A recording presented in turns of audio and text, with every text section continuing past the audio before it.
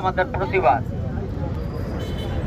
ছোট্ট একটি কথার জন্য, যেটি কোনো ধর্তব্য বিষয় নয়, সেটির জন্য একটি কুচক্রী মহল মামলা দায়ের করেছেন।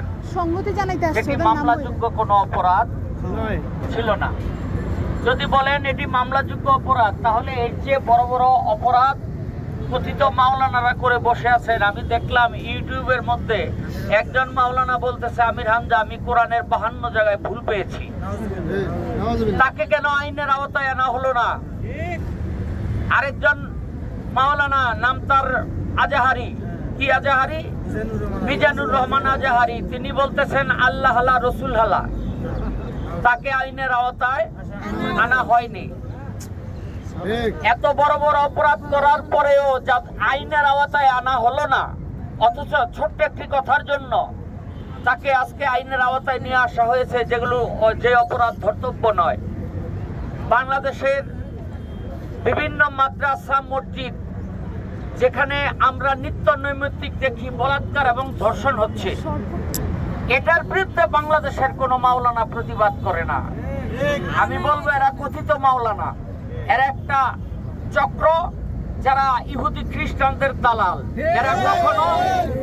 এরা কখনো ইসলামের কেউ না, এরা ইসলামের কেউ না। ইসলামের সাইনবোর্ড লাগাইয়া তারা ধর্মকে পুঁজি করে পয়সা কামাচ্ছে। তো আমি মনে করি এই আবুল সরকারের গ্রেপ্তারের মাধ্যমে তারা একটা জানান দিল, একটা অপশক্তি জানান দিল যে আবুল সরকার প্রথম বা শেষ না। এরপরে এরে দিয়ে শুরু হলো সারা বাংলাদেশের বাউল গানকে ধ্বংস করে দেওয়া হবে। সারা বাংলাদেশের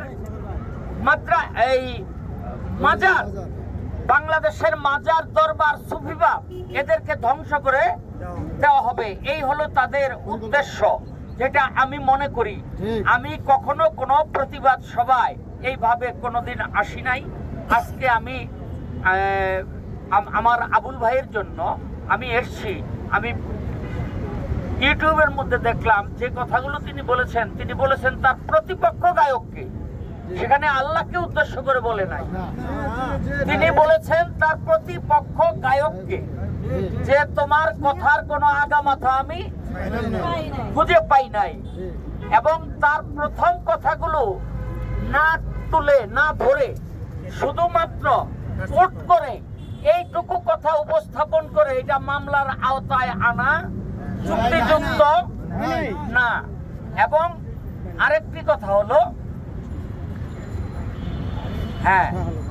আরেকটি কথা হলো, এখন আমাদের সময় এসেছে সারা বাংলাদেশের সুফিবাদ, বাউলবাদ এবং মাজার, দরবার সমস্ত মানুষের এক হওয়ার। এই অপশক্তিকে রোধ করা যাবে না। বাউল দীর্ঘজীবী হোক, সুফিবাদ দীর্ঘজীবী হোক। ধন্যবাদ সবাইকে। ধন্যবাদ।